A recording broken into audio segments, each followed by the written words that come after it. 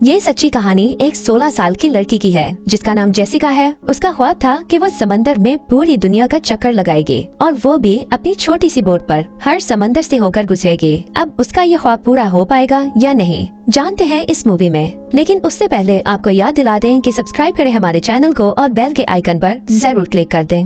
Jessica हमें अपने बारे में बताती है कि वो ऑस्ट्रेलिया में पैदा हुई और बचपन से ही समंदर के किनारे रही। समुंदर तो जैसे उसका दोस्त बन चुका था। फिर उसने अपने दोस्त से वादा किया कि वो एक दिन अपनी बोट पर इसका पूरा चक्कर लगाएगी। वो 10 साल की हुई तो उसने अपना ये ड्रीम अपने पेरेंट्स के साथ शेयर किया। शुरू में तो उन्हें ये मजाक लगा, लेकिन फिर जल्द ही उन्हें एहसास हो गया कि जेसिका सीरियस है और उन्होंने जेसिका के इस ड्रीम को पूरा करने में उसका साथ भी दिया। ऐसे ही 6 साल और गुजर गए। जेसिका अब 16 साल की हो गई थी। उसने अपना पहला ट्रायल शुरू किया। अब वो समंदर में कुछ दिन गुजारेगी, ऐसे उसकी प्रैक्टिस भी हो जाएगी। शुरुआत में तो सब कुछ ठीक चल रहा था, लेकिन फिर एक दिन एक कार्गो शिप इसकी बोट से टकरा गया। अब जेसिका काफी डर गई थी। वो फौरन अपने कोच को फोन करती है। उसके कोच उसके घर जाते हैं और उसके पेरेंट्स को सब बताते हैं। उसके पेरेंट्स काफी घबरा जाते हैं और फौरन उसे वापस आने का कहते हैं। लेकिन अब यह खबर मीडिया तक पहुंच गई थी कि कोई 16 साल की लड़की ऐसा कुछ करने वाली है। अगले दिन जेसिका के वापस आने से पहले ही मीडिया वाले पहुंच चुके थे। मीडिया की तरफ से अजीबोगरीब सवालात पूछे गए जिससे जेसिका का हौसला टूट जाए। जेसिका उनके सवालों का कोई जवाब नहीं देती और चुपचाप अपने घर चली जाती है। कुछ दिनों बाद जेसिका की फैमिली की तरफ से एक प्रेस कॉन्फ्रेंस की जाती है जिसमें रिपोर्टर्स जेसिका की फैमिली से काफी हार्ड क्वेश्चंस करते हैं, जैसे कि वो अभी काफी छोटी है, उसे तो अभी स्कूल जाना चाहिए। और एक रिपोर्टर ने तो यहाँ तक कह दिया कि जेसिका के पेरेंट्स उसके जरिए फेमस होना चाहते हैं और पैसा कमाना चाहते हैं। एक रिपोर्टर जेसिका से सवाल करता है कि जब शिप तुम्हारी बोट से टकराया तो अलार्म क्यों नहीं बजा, जिस पर वो जवाब देती है कि वो अलार्म को ऑन करना भूल गई थी। जिस पर रिपोर्टर कहता है कि ऐसी नासमझी में तुम समंदर का चक्कर लगाने के बारे में सोच रही हो। जिस पर जेसिका कहती है, आपको जो समझना है समझे, मैं अक्टूबर में अपना ये ट्रिप शुरू करने वाली हूँ। और ये कहकर वो वहाँ से चली जाती है। फिर दिखाया गया कि सभी न्यूज चैनल्स वाले जेसिका के बारे में बात कर रहे हैं और नेगेटिव ही बोल रहे हैं, ये कि वो इस सब के लिए काफी छोटी है और ये नहीं कर पाएगी। अब तो उसकी बोट भी खराब हो चुकी थी। शिप की टक्कर की वजह से बोट का काफी नुकसान हो चुका था। जेसिका अपने स्पॉन्सर को फोन करती है, लेकिन इस मुश्किल वक्त में कोई उसका साथ नहीं देता। अपनी बोट को ठीक करवाने के लिए उसे पैसों की जरूरत थी। फिर जेसिका की मॉम उसके पास आती है, उसे हौसला देती है और कहती है, हमारे पास इतने पैसे नहीं हैं कि हम तुम्हारी बोट को ठीक करवा सकें, मगर तुम्हें ये अकेले करना होगा। कोई तुम्हारी मदद को नहीं आएगा, लेकिन तुम्हें सबको गलत साबित करना है और जीत कर दिखाना है। इसी परेशानी में वो अपने कोच से मिलने जाती है, जो उसे हौसला देते हैं और एक जगह पर लेकर जाते हैं जहां बहुत सारी बोट्स थीं, जिसमें से एक बोट जेसिका की भी थी। लेकिन वो तो अब बिल्कुल ठीक हो चुकी थी क्योंकि सभी सेलर्स ने मिलकर बोट को ठीक कर दिया था, और वो भी बगैर किसी पैसों के। वो सभी चाहते थे कि जेसिका अपना ड्रीम पूरा करे। यहाँ जेसिका काफी इमोशनल हो जाती है। मगर वापस आते हुए जेसिका के डैड को एक रिपोर्टर मिल जाता है जो कि वही उनका इंटरव्यू लेने लगता है। घर आकर सब टीवी पर देखते हैं जहां उसके डैड कह रहे होते हैं कि उन्हें यकीन नहीं है कि उनकी बेटी ये कर पाएगी या नहीं। जेसिका काफी दुखी होती है और अपने फादर से पूछती है कि उन्होंने ऐसा क्यों कहा, जिस पर वो कहते हैं कि ऐसा नहीं है, मुझे तुम पर पूरा यकीन है, मगर बाप होने के नाते मुझे डर है कि तुम्हें कहीं कुछ हो ना जाए। जिस पर जेसिका उन्हें हक करती है और कहती है कि मैं प्रॉमिस करती हूँ कि मैं सही सलामत वापस आ जाऊंगी। रात में जेसिका की बड़ी बहन उसके व्लॉग बनाती है और उससे कहती है कि तुम अपने सफर की सारी वीडियोस मुझे सेंड किया करना और मैं उन्हें इंटरनेट पर अपलोड किया करूंगी, ताकि दुनिया को भी पता चल सके कि तुम अपना सफर पूरा कर रही हो। अब फाइनली वो दिन आ जाता है जब जेसिका को अपने सफर का आगाज करना था। उसकी बोट भी बिल्कुल रेडी थी, जिसका नाम उसने पिंक रखा था। जेसिका की फैमिली भी वही थी। फैमिली के सभी मेंबर्स उसे कुछ न कुछ चीजें देते हैं ताकि वो उन्हें याद कर सके। फिर फाइनली वो सबको गुड बाय बोलती है और अपने सफर की शुरुआत करती है। दूसरी तरफ जेसिका की सारी information Guinness book of record वालों तक पहुंच रही थी कि वो कितने दिनों में समंदर का चक्कर मुकम्मल करती है। आज डेट थी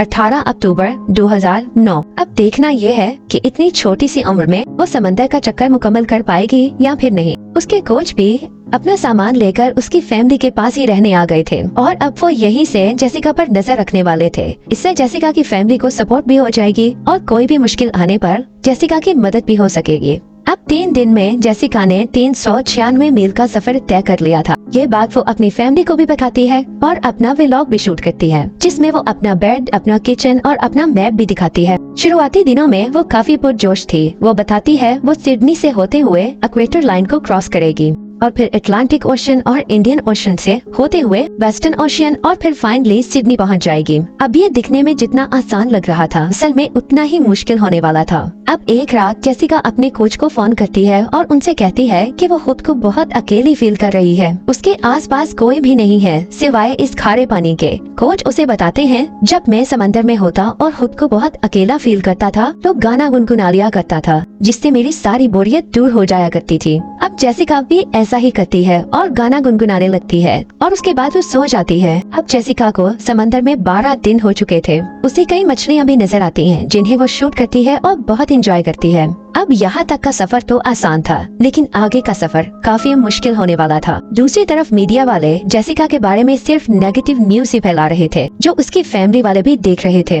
अब उसकी बोट इंडियन ओशन में एंटर होने वाली थी, जहाँ कई बार बड़े बड़े शिप भी डूब चुके थे, जबकि जेसिका की बोट तो काफी छोटी थी। अब उसे समंदर में पूरे 33 दिन हो गए थे और उसने 4000 मील का सफर तय कर लिया था। वो अपने कोच से बात करती है। वो बताती है कि फिलहाल तो सब कुछ ठीक चल रहा है, लेकिन उसी रात कोच को एक तूफान के बारे में पता चलता है कि वो बहुत तेजी से जेसिका की तरफ बढ़ रहा है। कोच उसे फोन करते हैं और उसे लाइन पर ही रहने का कहते हैं। वो कोच से पूछती है कि क्या वो अपना रूट बदल ले, लेकिन कोच उसे मना कर देते हैं क्योंकि तूफान की स्पीड काफी ज्यादा थी। उससे अब तूफान का सामना करना ही पड़ेगा। थोड़ी ही देर में लहरें बोट के साथ टकराने लगी थी। बोट का बैलेंस बिगड़ रहा था। कोच उसे कहते हैं कि तुम्हें एंकर पानी में डाल देना चाहिए, इससे बोट बैलेंस रहेगी। वो ऐसा ही करती है। अब पानी बोट के अंदर आ रहा था, जिससे उसकी चीजें खराब हो रही थीं। वो अपनी चीजों को ठीक करने लगी। इतनी देर में एक जोर का झटका आता है और उसका सर टेबल से टकरा जाता है और वो वहीं पर बेहोश हो जाती है।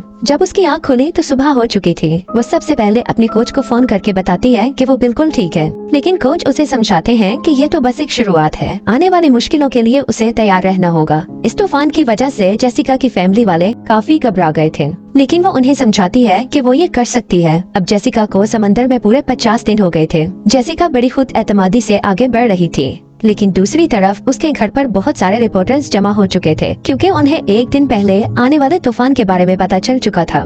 तभी जेसिका की बहन आकर उन्हें व्लॉग की आईडी देती है और कहती है कि आपको सारी इन्फॉर्मेशन यहाँ से मिल जाएगी। सभी लोग अपने मोबाइल्स में व्लॉग को ओपन करके देखने लगते हैं। हमें दिखाया गया कि जेसिका फिशिंग करते हुए एक न्यू व्लॉग को शूट कर रही है। अब एक दिन उसकी बड़ी बहन उसे बताती है कि उसका ड्रीम्स यूनिवर्सिटी में एडमिशन हो गया है और उसकी छोटी बहन बताती है कि उसने स्विमिंग में 3 मेडल्स जीत लिए हैं। वो अपनी फैमिली से काफी दूर थी, इसलिए उन्हें ऐसे खुश देखकर काफी इमोशनल हो जाती है। वो बोट पर खुद को ऐसे महसूस करवा रही थी जैसे वो अपनी फैमिली के साथ है। कुछ दिनों बाद क्रिसमस आ जाता है और सभी उसे बहुत मिस कर रहे थे, खास तौर पर उसके डैड। अब जेसिका साउथ अटलांटिक ओशन तक पहुंच चुकी थी, लेकिन यहाँ आकर जेसिका की बोट रुक चुकी थी क्योंकि यहाँ पर हवा बंद थी और लहरों का भी कोई बहाव नहीं था। उसकी बोट वहीं रुक जाती है। वो शाम तक इंतजार करती है कि कब हवाएं चलेंगी और उसकी बोट आगे बढ़ेगी, मगर ऐसा नहीं होता और कई दिन गुजर जाते हैं। अब वो काफी इरिटेट हो रही थी। कई दिन से उसने अपने कोच और घर वालों से बात भी नहीं की थी। उसके घर वाले परेशान हो रहे थे कि उसे कुछ हो ना गया हो। फिर उसके कोच उससे बात करते हैं और उसे समझाते हैं कि कम से कम अपनी खैरियत तो बता दो, हम सब परेशान हैं। जेसिका तो पहले ही परेशान थी और अकेलेपन की वजह से वो और भी उदास थी, इसीलिए वो अपना सारा गुस्सा अपने कोच पर निकाल देती है। कोच को बहुत बुरा लगता है। वो जेसिका के घर से वापस चले जाते हैं। अब जेसिका भी रोने लगी थी क्योंकि वो एक जगह पर कई दिनों से फंसी हुई थी। अब इसी परेशानी में वो रात में अपनी मॉम से बात करती है।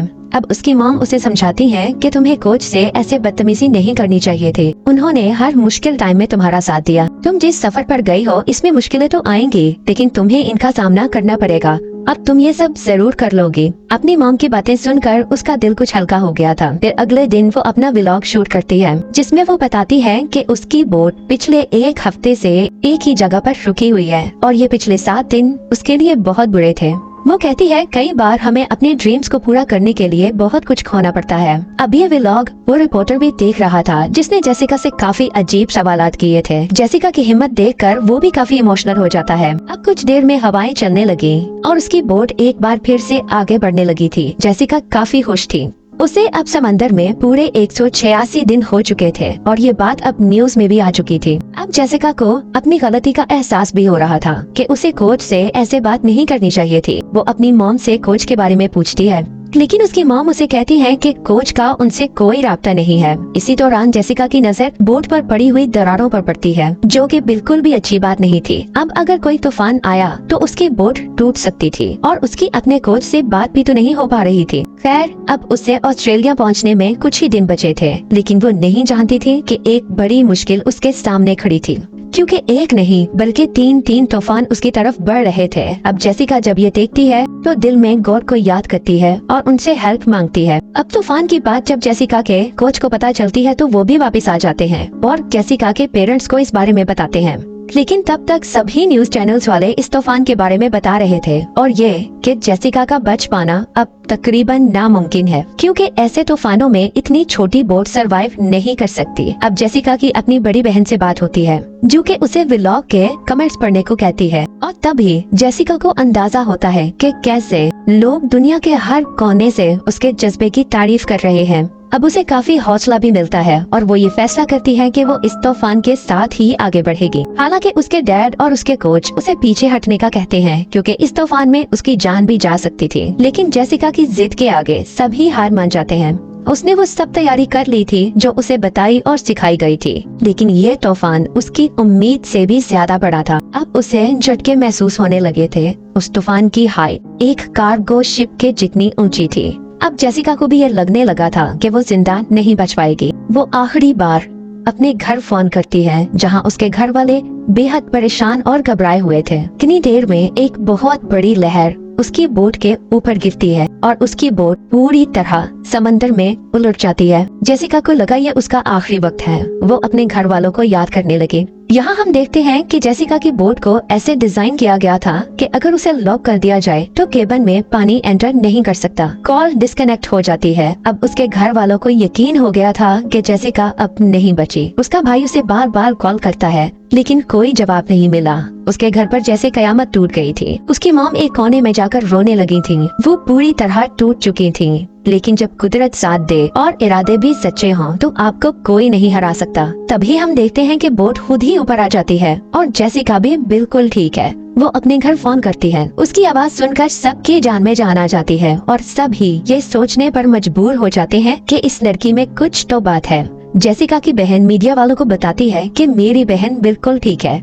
और वो वापस घर आ रही है। अब तूफान थमने लगा था। जेसिका गॉड का थैंक्स करती है और बारिश का मजा लेती है। अब उसके अपने घर पहुंचने में बस कुछ ही मीलों का फासला था। नेक्स्ट डे जब वो सोकर उठती है तो वो देखती है कि वो सिडनी पहुंच चुकी है और तकरीबन 80,000 लोग उसके वेलकम के लिए वहां मौजूद थे। इनमें वो लोग भी थे जिन्हें लगता था कि जेसिका इतनी छोटी उम्र में ये कभी नहीं कर पाएगी। उसकी फैमिली में सबके चेहरों पर एक प्राउड स्माइल थी। आज उसके लिए बहुत बड़ा दिन था, क्योंकि उसने सिर्फ 16 साल की उम्र में अपना ड्रीम पूरा कर लिया था। और इसी के साथ ही ये मूवी यहाँ खत्म हो जाती है। आखिर में देखते हैं जेसिका वॉटसन की कुछ रियल फुटेज, जिसने अपना ये ट्रिप 210 दिनों में मुकम्मल किया था।